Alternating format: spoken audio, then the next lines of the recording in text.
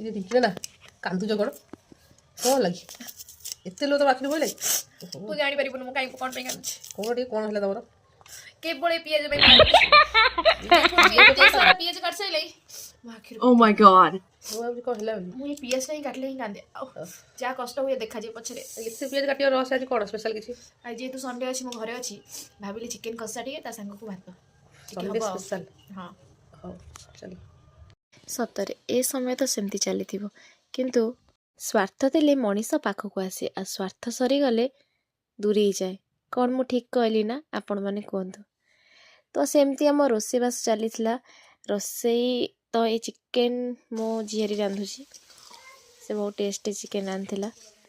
ତ ଆମେ ରୋଷେଇବାସ କରିସାରିଲା ପରେ ତାପରେ ମୋ ନାନା ଓ ମାଆଙ୍କ ପାଇଁ କିଛି ସ୍ପେଶାଲ ଆୟୋଜନ କଲି କାରଣ ସେମାନେ ସାଧା ଖାଇବେ।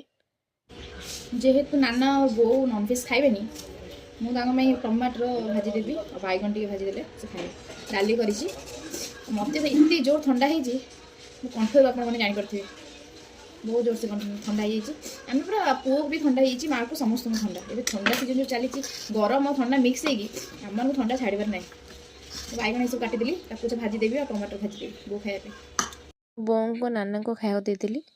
ତାପରେ ସାର୍ ତ ନାହାନ୍ତି ପିକନିକ୍ କରି ଯାଇଛନ୍ତି। ତାର ଆଉ ଭାଇର ମୁଁ ଖାଇବାକୁ ଦେଇକି ତ ଯାହାର ମୋର ବସିଗଲୁ ମୋ ଝିଆରୀର ସିଏ ରାନ୍ଧିଥିଲା ଚିକେନ୍ କଷାଟି।